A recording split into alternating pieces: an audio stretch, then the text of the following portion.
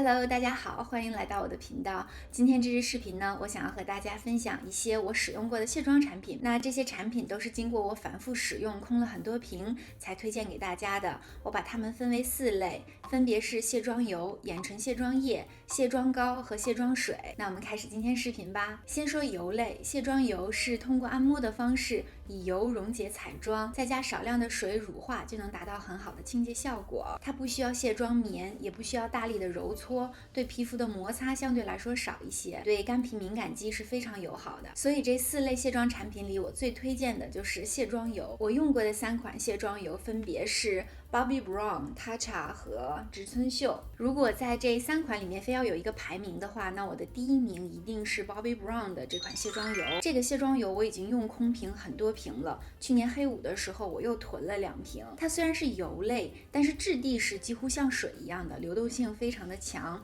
它也不黏腻不糊脸。这款卸妆油非常好乳化，几乎是沾水就可以。它的卸妆力也非常的好，4泵就可以卸干净全脸的妆，味道就是淡淡的清香。而且它也是养肤卸妆油，它里面含有保湿、美白、抗氧化、舒缓、抗敏的功效成分。虽然我觉得靠洗面奶和卸妆油来养肤是不太现实的，因为它们在脸上就短短的停留一下，但是这里面的功效成分我觉得还是有胜于无的，而且也对后续的保养有辅助作用。Tatcha的这款卸妆油我也非常的喜欢，它的清洁力也很好，2到3泵就可以卸干净全脸的妆。它的成分也非常的优秀，有很多的保湿剂和抗氧化剂，它不含有风险和致痘成分，没有有害的添加剂和防腐剂，孕妇可以使用。它的味道也非常的好闻，是淡淡的山茶花的香味，但是它的流动性没有 Bobbi Brown 那么好，有一点点的粘稠，但是它的使用感是非常好的，大家完全不用担心，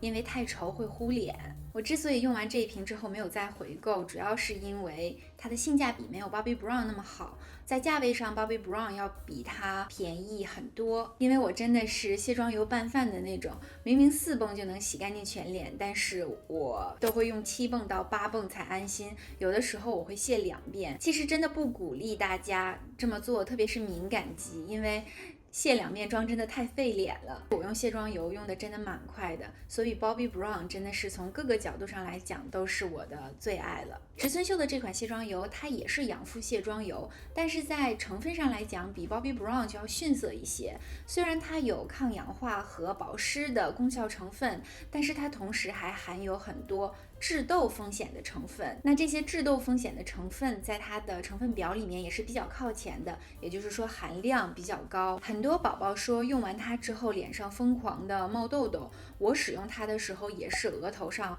会一阵一阵的出一些小痘痘，所以用完这一瓶之后我也没有再回购。敏感肌的宝宝我还是建议大家谨慎购买这款卸妆油。在清洁力方面我觉得它也不错的，但是和 Bobbi Brown 比起来，在防水产品方面它还是需要多按摩一会儿才能清洁干净。下面是眼唇卸妆液，眼唇卸妆液都是水油混合的，我是非常容易晕眼妆的那种，所以我的眼部产品都是防水的。我平时是没有用卸妆油来卸眼妆的，因为洗脸的时候都是闭着眼睛的嘛，那眼缘的部分就非常容易清洁不到位。那眼缘的部分如果长时间有油脂或者彩妆糊在上面，清洁不到位的话是非常容易发炎、长针眼、长麦粒肿的。大家别问我为什么知道，真的是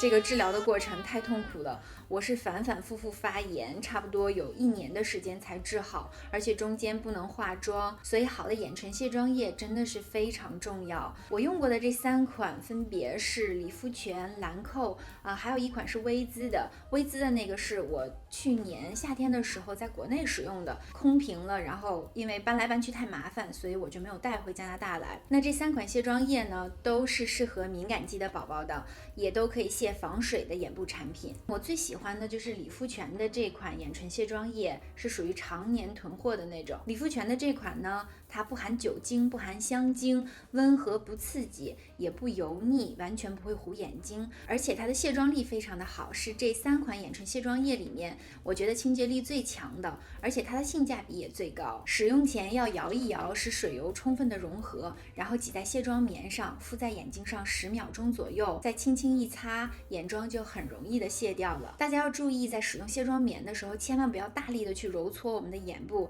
因为眼部的皮肤是非常的脆弱的，而且眼缘很容易发炎，大力的揉搓的话，也很容易掉睫毛。兰蔻的使用感也非常好，它也很清爽，不油腻，不会糊眼睛、刺激眼睛，卸妆力也非常的优秀。唯一的就是它的价格上，相比于理肤泉来说，可能不那么的亲民。薇姿的这一款在价格上实在是太美好了。前2天 Shoppers 打折的时候，我去看了一眼，它是11加币。这款眼唇卸妆液也是非常温和的，官方宣称是不含防腐剂，有无泪配方，也就是说，如果进入眼睛里面是不会刺激、不会辣眼睛的，敏感的宝宝可以放心入。同时，它也有滋养睫毛、保护睫毛的作用，它的清洁力也很好。我没有回购它的主要原因有2点，第一点就是它有那么一丢丢的油腻，那第2点就是它的包装